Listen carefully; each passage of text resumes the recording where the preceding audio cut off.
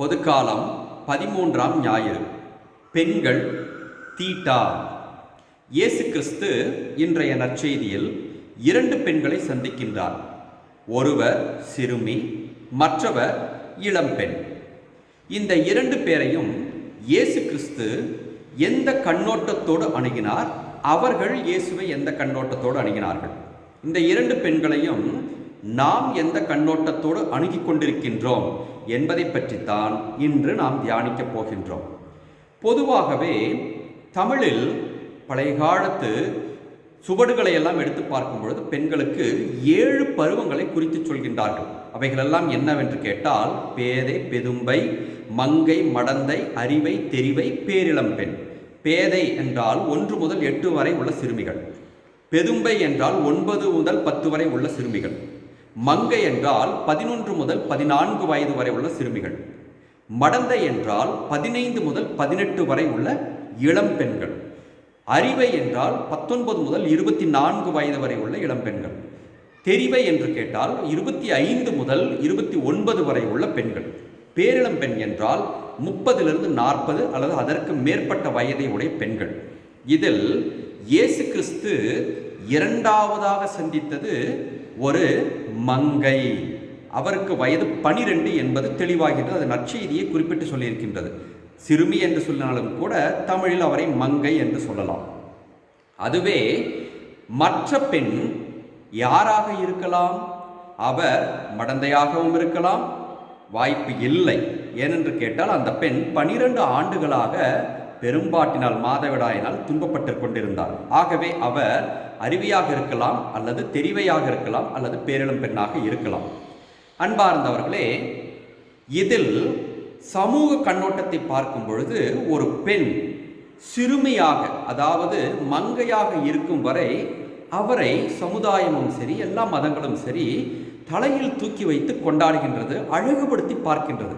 அதுவே அந்த பெண்கள் வயதாகும் பொழுது, பேரிளம் பெண் என்ற பருவத்தை தாண்டி நிற்கும் பொழுது, 50 வயதிற்கு மேற்பட்டு நிற்கும் பொழுதும் அவர்களை பெருமையாக பேசிக்கொண்டிருக்கின்றார்கள்.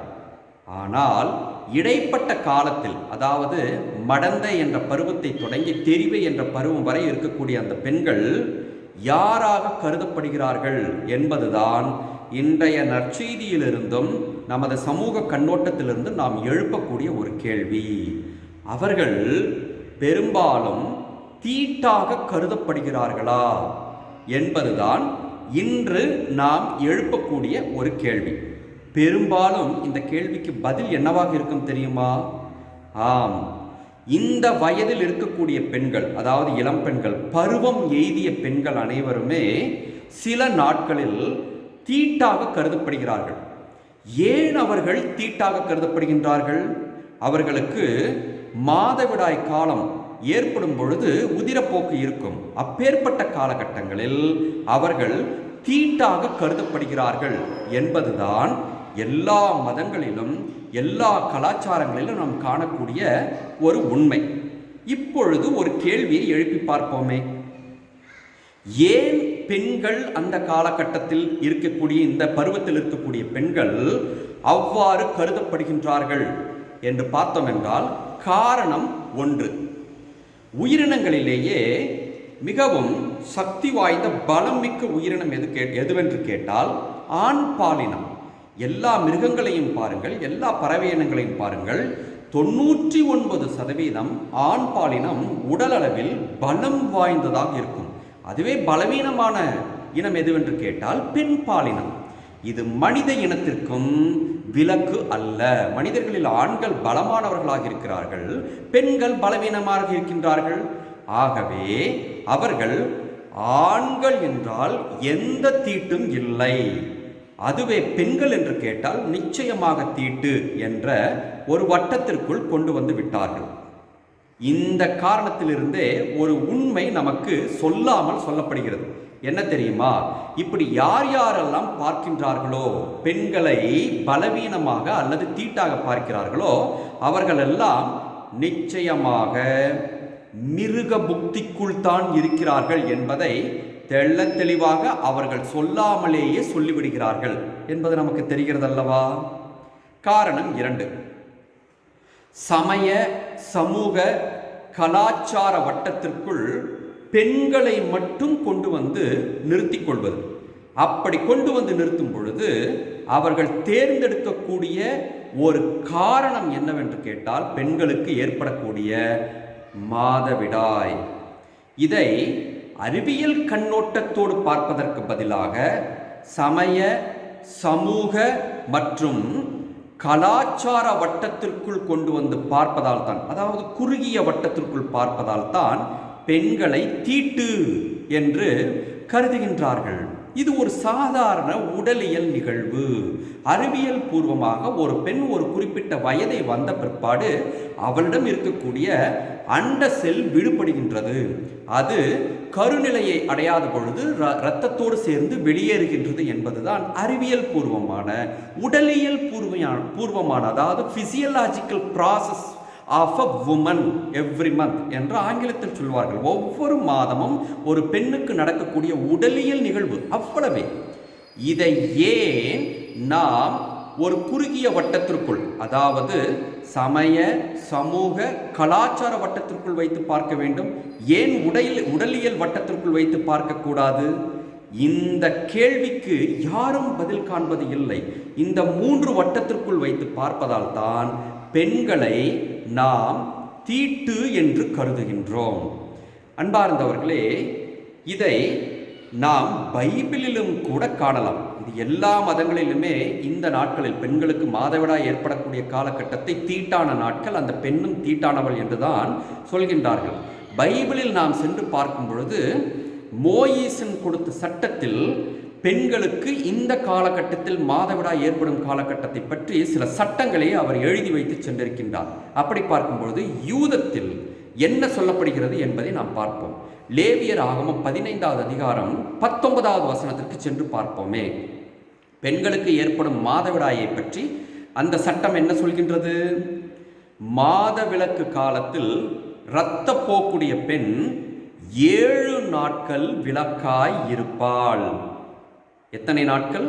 அந்த பெண் 7 நாட்கள் விலக்காய் இருப்பாள். அந்த காலகட்டத்தில் அவள் தீட்டுப்பட்டவள். அவளை யாராவது போய் தொட்டால் அவரும் தீட்டுப்பட்டவராக இருப்பார். எப்போது? அந்த நாள் தொட்ட அந்த நாளின் மாலை பொழுது வரை அவர் தீட்டுப்பட்டவராக இருப்பார். இது மோயிசன் கொடுத்த சட்டம். இரண்டாவதாக ஒரு வசனத்திற்கு செல்வோமே. அதே லேவியர் புத்தகம் 15வது அதிகாரம் 25வது வசனத்திற்கு சென்று பார்ப்போமே. மாதவிலக்கு நாள் கடந்தும் உதிரப்போக்கு நீடித்தால் அந்த நாட்கள் அனைத்தும் தீட்டானவையே. இந்த 2 வசனங்களையும் நாம் எடுத்து பார்ப்போமே. இப்பொழுது நமக்குள் ஒரு கேள்வி எழாமல் போகவில்லை. அதாவது ஒரு பெண் மாதவிலக்கோடு இருக்கிறார் என்று கேட்டால் அவர் தீட்டானவர், அவரை தொட்டவரும் தீட்டாக கருதப்படுவார். இப்பொழுது நமது நற்செய்திக்குள் சென்று பார்ப்போம். அந்த பெண் யாரை போய் தொட்டார்? ஆண்டவராகிய இயேசு கிறிஸ்துவை தொட்டார், அவரது ஆடையை தொட்டார். அப்படி என்றால் இயேசு கிறிஸ்து என்ன ஆகியிருக்க வேண்டும்? தீட்டுப்பட்டவராக ஆகியிருக்க வேண்டும் என்ற ஒரு கேள்வி நமக்குள் எழாமல் போகவில்லை. நிச்சயமாக அந்த பெண் தீட்டுப்பட்டவர். ஏற்கனவே அவர் இயேசு கிறிஸ்துவை தொட்டதால் அவரும் தீட்டுப்பட்டவராக கருதப்படுகிறாரா? கேள்வியை எழுப்பிக் கொள்ளுங்கள். இரண்டாவது, லேவியர் ஆகமம் 15-25வது வசனத்தின்படி பார்ப்போமே. ஒரு பெண் மாதவிலக்கு நாட்கள் கடந்தும் உதிரப்போக்கு இருந்தால் எத்தனை நாட்கள் உதிரப்போக்கு நடக்கின்றதோ அத்தனை நாட்கள் வரை தீட்டுப்பட்டவராக இருப்பார். இன்றைய நற்செய்தியின்படி அந்த பெண் எத்தனை ஆண்டுகளாக பெரும்பாட்டினால், அதாவது உதிரப்போக்கினால் வருத்தப்பட்டு கொண்டிருந்தார்? 12 ஆண்டுகள். நாட்கள் அல்ல, 12 ஆண்டுகளாக அவர் உதிரப்போக்கினால் துன்பப்பட்டார். அப்படி என்றால் 12 ஆண்டு கால அளவும் அவர் என்னவாகத்தான் இருந்திருக்கிறார்? தீட்டுப்பட்டவராகத்தான் இருந்திருக்கிறார் என்பது தெளிவாகிறது அல்லவா? இந்த 2 வசனங்களையும் வைத்து பார்க்கும் பொழுது அந்த பெண் தானும் தீட்டாக இருக்கிறார், கடவுளாகி இயேசு கிறிஸ்துவையும் தீட்டுப்படுத்தி விட்டார் என்பதுதான் சட்டத்தின்படி நமக்கு தெரிய வருகின்ற உண்மை. இது எவ்வளவு பெரிய ஒரு அவமானம் அந்த பெண்ணுக்கு. அதனால் தான் அவர் பயந்து கொண்டே ஆண்டவர் இயேசுவின் முன்பாக யார் என்னை தொட்டது என்ற கேள்வி கேட்டபொழுது பயந்து கொண்டு நடுங்கிக் கொண்டு வந்து ஆண்டவர் முன்பாக நின்றார்.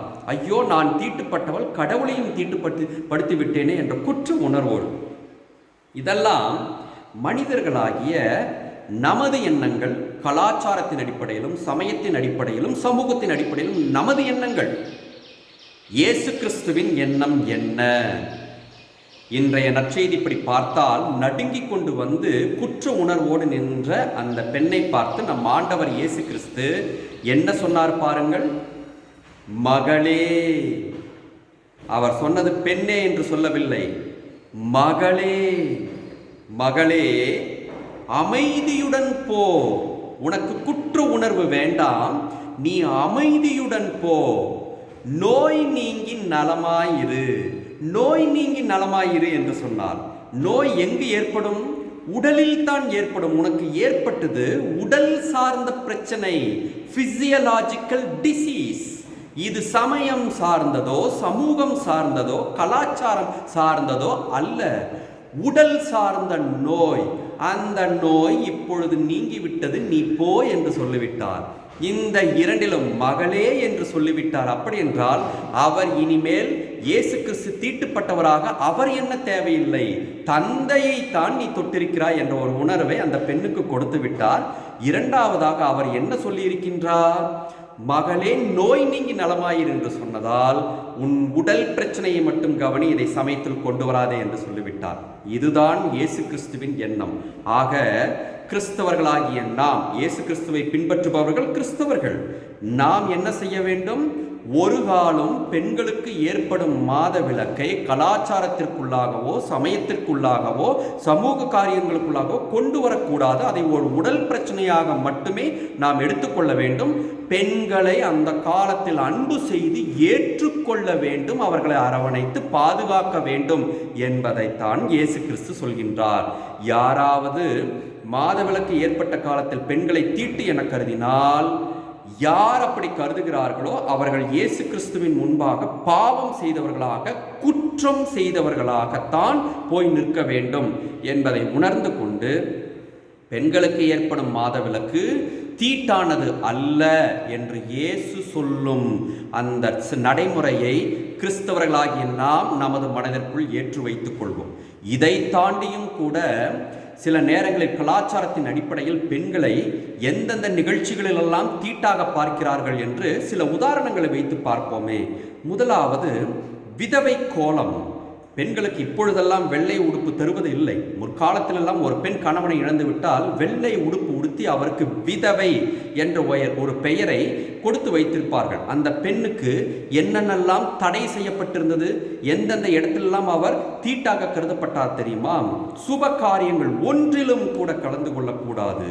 கணவனை இழந்து விட்டால் கைகளில் கண்ணாடி வளையல்களை அணியக்கூடாது, நெற்றில் பொட்டு வைக்கக்கூடாது, தலையில் பூவும் சூடக்கூடாது, சில நேரங்களில் மொட்டை கூட அடித்துக் கொள்ள வேண்டும் என்று தீட்டுப்பட்டவளாக வைக்கப்பட்டிருந்தாள்.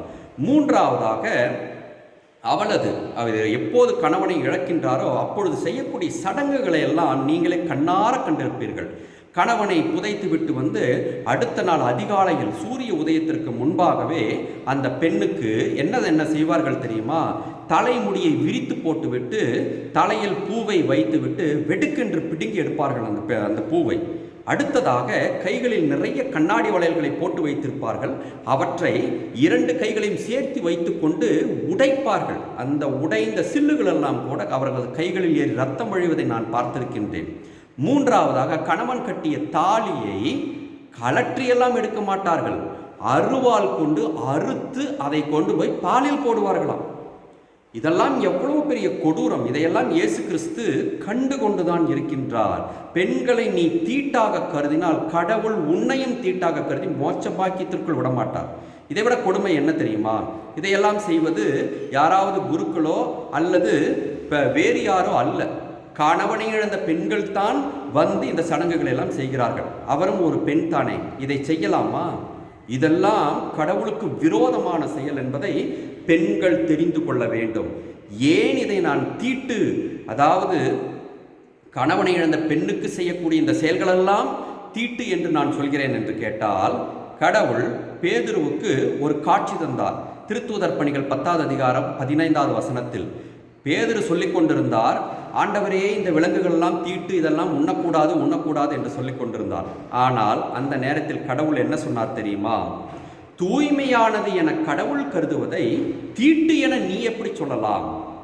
நம் ஆண்டவர் இயேசு கிறிஸ்து என்று சொல்லிவிட்டார்.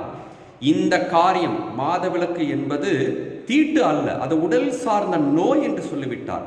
ஆண்டவரே அப்படி சொல்லியிருக்கும் பொழுது மனிதனாகிய நீ, அவர் படைத்த மனிதனாகிய நீ எப்படி தீட்டு என்று சொல்லலாம்?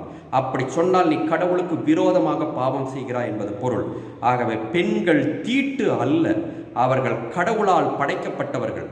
மாதவிடாய் என்பது கடவுளால் ஆசீர்வதித்து கொடுக்கப்பட்டது. ஏன் அப்படி சொல்கிறேன் என்று கேட்டால், ஒரு பெண்ணுக்கு மாதவிடாய் ஏற்படவில்லை என்றால் அவள் கருத்தாங்க முடியாது, இந்த பூமியில் மனித இனமே இருக்காது. உணர்ந்து பார்த்து பெண்களை தீட்டாக கருத வேண்டாம்.